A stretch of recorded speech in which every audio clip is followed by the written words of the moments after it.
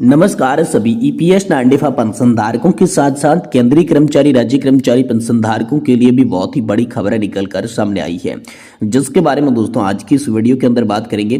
जी हाँ दोस्तों, पहली बड़ी खबर की बात करें तो आप सभी के लिए जो पेंशन भोगी हैं वो गिना रहे हैं ईपीएस 95 नेशनल एजुकेशन कमेटी की असफलता के कारण। आप इन कारणों से कितने सहमत हैं, यानी कि एनएससी की जो असफलता है वो क्यों है, यही को लेकर दोस्तों पेंशन भोगियों की एक ताजा और बड़ी रिपोर्ट सामने आई है। तो इसके बारे में दोस्तों आज की इस वीडियो के अंदर बात करने वाली हैं। और साथ ही आप सभी के लिए मोदी जी ईपीएफओ और मंत्री जी कैसे कटेगी 1000 रुपए में जिंदगी, रो रहे हैं पेंशन धारक, इसको लेकर भी ताजा रिपोर्ट सूचनाजी.com की निकल कर सामने आई है। तो इसके बारे में भी दोस्तों आज की इस वीडियो के अंदर बात करेंगे। साथ ही दोस्तों ओपीएस को लेकर गुड न्यूज आप सभी के लिए आई है। अभी अभी हम सभी के लिए बड़ी खबर, ओपीएस दोबारा लागू होगी या नहीं होगी, इसको लेकर दोस्तों पूरी जानकारी हम बताएंगे कि पुरानी पेंशन योजना को मिली मंजूरी, सरकार का ऐलान की कर्मचारियों के लिए यह है खुशखबरी। तो आखिरकार सरकार ने कौन सा ऐलान किया ओपीएस को लेकर और कर्मचारियों के लिए क्या खुशखबरी है, इसके बारे में आज की इस वीडियो के अंदर बात करेंगे। वहीं दोस्तों पेंशन धारकों के लिए बेहद ही इंपोर्टेंट खबर निकल कर आई है। आप सभी की पेंशन बंद हो सकती है, इसको लेकर नई गाइडलाइन आप सभी के लिए जारी कर दी जा चुकी है, जो कि हर पेंशन भोगी को जानना बेहद जरूरी है। तो नई गाइडलाइन भी बताएंगे कि आखिरकार क्यों बंद हो सकती है आपकी पेंशन और कैसे गाइडलाइन जारी की गई है, इसके बारे में संपूर्ण रूप से जानकारी आप सभी को इस वीडियो के अंदर देखने को मिलेगी। इसलिए आप सभी पेंशन धारकों से निवेदन करते हैं कि दोस्तों आज की इस वीडियो को आप लास्ट तक देखिएगा और साथ ही हमारे चैनल पर नए हैं तो चैनल को भी सब्सक्राइब जरूर कर लीजिएगा। तो चलिए बिना किसी देरी के वीडियो के अंदर पेंशन धारकों से जुड़ी तमाम बड़ी खबरों को सही सटीक और तथ्यों पर आधारित जान लेते हैं। पहली बड़ी खबर ईपीएस 95 पेंशन भोगियों के लिए ईपीएस 95 नेशनल एजुकेशन कमेटी की असफलता के कारण गिनवा रही हैं। इनसे आप कितना सहमत हैं? विश्वसनीय प्रचार तंत्र या देशव्यापी मीडिया द्वारा विभिन्न आयोजित कार्यक्रमों का विस्तार कवरेज न होना भी असफलता का एक प्रमुख कारण बताया जा रहा है। तो इसको लेकर बड़ी खबर आई है कि नेशनल एजुकेशन कमेटी न्यूनतम पेंशन को लेकर 8 साल से संघर्ष कर रहा है। ईपीएस 95 राष्ट्रीय संघर्ष समिति यानी कि एनएससी की मांग सरकार क्यों नहीं स्वीकार कर रही, आंदोलन सफल होने की बजाय क्यों संकट के दौर से जूझ रही है, इसको लेकर तरह तरह के दावे किए जा रहे हैं। समिति की असफलता को लेकर पेंशन भोगियों समेत कई सवाल यहां पर उठाए गए हैं। जी हां दोस्तों, एनएससी द्वारा अब तक की असफलता का मुख्य कारण क्या हो सकता है, इसको विस्तार से दोस्तों हम जानेंगे। जैसे कि दोस्तों अधिकांश सांसदों और विधायकों का समर्थन का अभाव होना, आरएसएस के संघीय विचारों से प्रभावित होने के कारण मौजूद केंद्रीय नेतृत्व वाली सरकार के प्रति मजबूत विरोध की कमी, संघर्ष समिति के नेतृत्व में परस्पर विचारधाराओं का विरोधाभास और दोस्तों एकात्मकता की विकेंद्रीकरण की कमी, विश्वसनीय प्रचार तंत्र और देशव्यापी मीडिया द्वारा विभिन्न आयोजित कार्यक्रमों का विस्तृत कवरेज न होना, इन कारणों पर पेंशन भोगी अपनी राय प्रस्तुत कर रही हैं। पेंशनर्स मिलिंद बुकलाग का कहना है कि दरअसल जो रनिंग एम्प्लॉयज हैं उनको जागृत करना पड़ेगा, क्योंकि बाद में उनका भी वही हाल होने वाला है। विजय कोप्टे का मत है कि आंदोलन की सफलता का सबसे बड़ा कारण उंगलियों का न मुड़ना है, सरकार शांति की भाषा नहीं समझती। वहीं चित्ती प्रसाद राज ने कहा कि यह सरकार सत्ता पाने के लिए कुछ भी कर सकती है। सज्जन सिंह का इसके बारे में विचार है कि प्रचार तंत्र अर्थात मीडिया का समर्थन न मिलना और विरोध का भी समर्थन न मिलना इसका एक मुख्य कारण हो सकता है। वही दोस्तों अगर पूरे देश में सभी जगह कंपनी या कार्यालय बंद कर दिए जाए तो सरकार पेंशन बढ़ाने को विवश हो जाएगी। श्रमिक संघ और संगठन सभी मिलकर आंदोलन करें।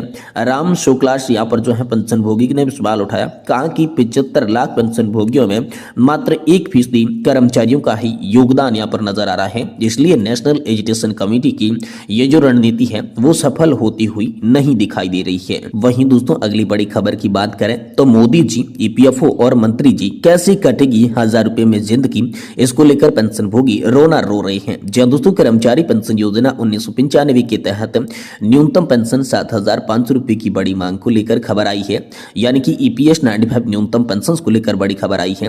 कर्मचारी भविष्य निधि संगठन और केंद्र सरकार ये चंद शब्द पेंशन भोगियों के दिलो दिमाग में बेचैनी पैदा कर रही है। न्यूनतम पेंशन 7500 रुपए करने की मांग की जा रही है। फिलहाल खाते में 1000 रुपए ही पेंशन आ रही है।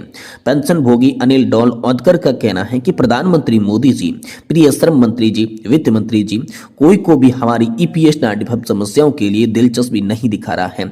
ये क्यों अनसुलझी है? भूल जाओ कांग्रेस ने क्या किया। वे हमेशा मुद्दों को लंबित रखती हैं। लेकिन महोदया, आपकी शर्त हम अभी भी प्रकाश जावड़ेकर की वादी जगह इंतजार कर रही हैं। हमारे वरिष्ठ नागरिक हर रोज मर रही हैं। पैसे के बिना कौन जिम्मेदार है और क्यों?